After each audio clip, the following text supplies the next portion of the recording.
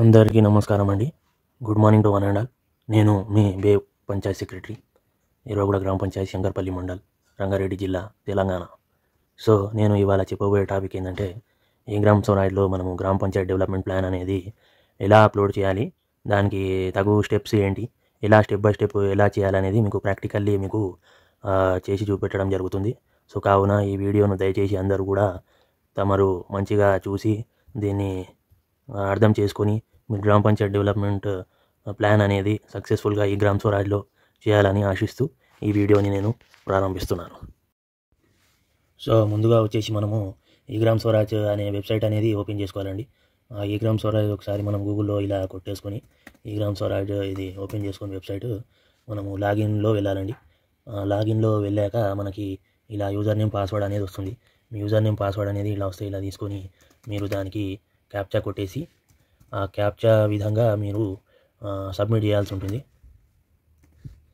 Submit చేశాక మీకు open అవుతుందండి.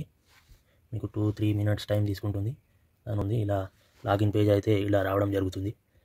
లాగిన్ పేజ్ వచ్చాక మీరు ఇక్కడ స్విచ్ యూనిట్ అని ఉంది కదండి, స్విచ్ యూనిట్ పైన క్లిక్ చేసి మీరు ఫైనాన్షియల్ ఇయర్ అనేది సెలెక్ట్ చేసుకోవాలండి. 24-25ని సెలెక్ట్ చేసుకోవాలి. ఇలా ఊప్స్ ఎర్రర్ అని వస్తుంది. దీని మీద ఓకే క్లిక్ చేస్తే మనకి సబ్మిట్ అనేది వస్తుంది. ఆ సబ్మిట్ అనేది క్లిక్ చేసేస్తే మీకు ఇక్కడ చూడండి 24-25 అని వస్తుంది. 2024-25 అనేది వస్తుంది. ఇక్కడ మీరు తీసుకొని ఫస్ట్ పాయింట్ మీరు ఏం చేయాలండి, మెనూలోకి వెళ్ళాలి. మెనూలోకి వెళ్ళి ఫస్ట్ మీరు ప్రొఫైల్ మేనేజ్మెంట్లో వెళ్ళాల్సి ఉంటుంది. ఆ ప్రొఫైల్ మేనేజ్మెంట్లో వెళ్ళి జనరల్ ప్రొఫైల్లో యాడ్ చేసుకొని ఆ జనరల్ ప్రొఫైల్లో యాడ్ అవ్వాల్సి ఉంటుంది. ఆ మేనేజ్ జనరల్ ప్రొఫైల్లో వెళ్ళి మీరు ఫ్రీ స్టేటస్ ఉంటుందండి. ఆ ఫ్రీ స్టేటస్ ఇలా ఉంటే ఫ్రీజ్ అయిపోయినట్టు. దీన్ని మీరు అన్ఫ్రీజ్ చేయాలనుకుంటే ఇది క్లిక్ చేసి అన్ఫ్రీజ్ చేసుకోవచ్చు. ఇప్పుడు దీని మీద వెళ్దాం. మనము వెళ్తే ఇలా వస్తున్నాయండి డీటెయిల్స్ అనేవి ఇలా వస్తాయి. ఆ డీటెయిల్స్ వచ్చాక మనము ఫ్రీజ్ అని వస్తుందండి. నేను ఆల్రెడీ ఫ్రీజ్ చేశాను కాబట్టి ఇక్కడ అన్ఫ్రీజ్ అనేది మీకు చూపెడుతుంది. లేకపోతే మీకు ఏంది ఫ్రీజ్ అనేది ఇక్కడ వస్తుండే. సో ఫస్ట్ పాయింట్ అనేది ఇది అందరు చేసుకోవాల్సిన పని.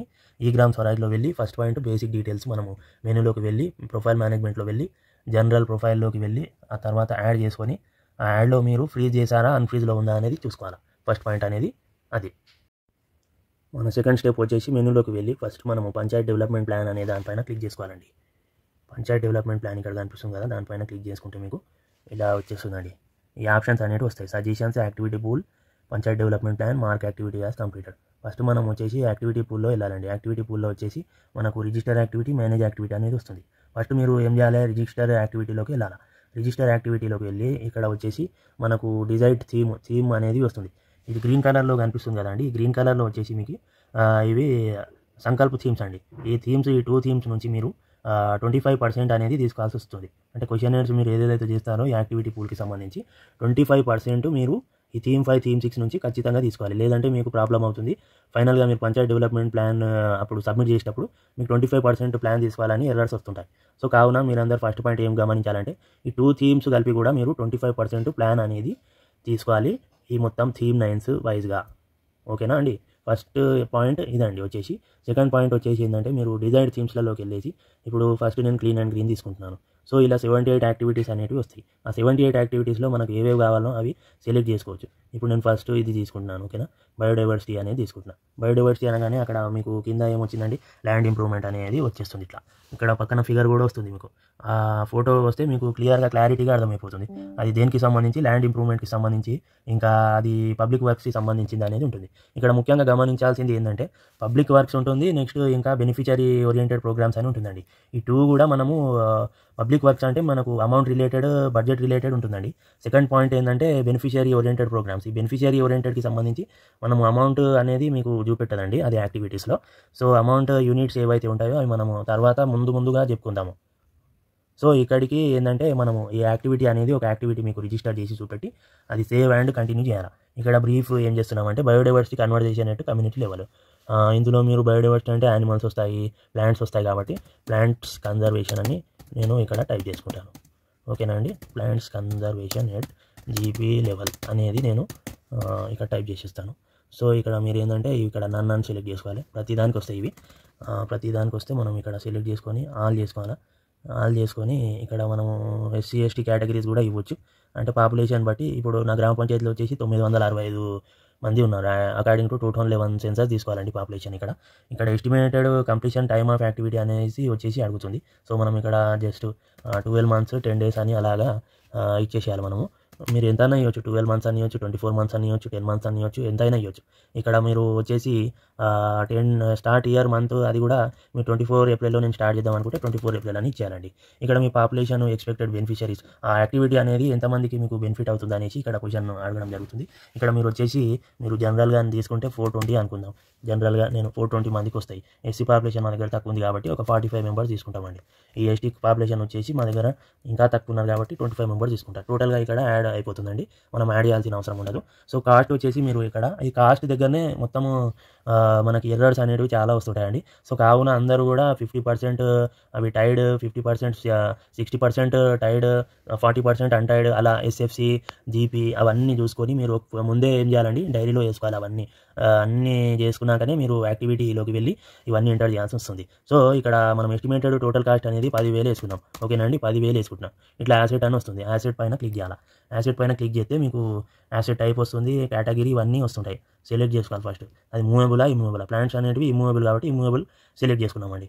మళ్ళీ యాసెట్ కేటగిరీ అంటుంది. కేటగిరీ కాబట్టి అక్కడ ఏముందండి, ల్యాండ్లో వస్తుంది. అది ల్యాండ్ ఇంప్రూవ్మెంట్ కాబట్టి ల్యాండ్ సెలెక్ట్ చేసుకున్నాం. అది అగ్రికల్చర్ ల్యాండా, గ్రాస్ ల్యాండా అవి అడుగుతుంది. Waste land. అది వేస్ట్ ల్యాండ్ పైన స్క్వేర్ మీటర్స్ అనేది వస్తుంది. ఆ స్క్వేర్ మీటర్ ఒకటని వేసుకున్నాం అనుకోండి.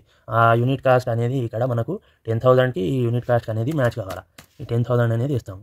ఈ ఏరియా అనేది వస్తుంది. ఈ ఏరియా పైన ఇరవగూడాన్ని క్లిక్ చేసి మనం రైట్ సైడ్ క్లిక్ చేస్తే ఇక్కడ వస్తుందండి, ఇరవగూడాన్ని వస్తుంది. సో ఇక్కడ ఆటోమేటిక్గా ఇక్కడ మీకు ఇరవగూడాన్ని వచ్చేసి యాడ్ జిఐఎస్ డేటా అని వస్తుందండి.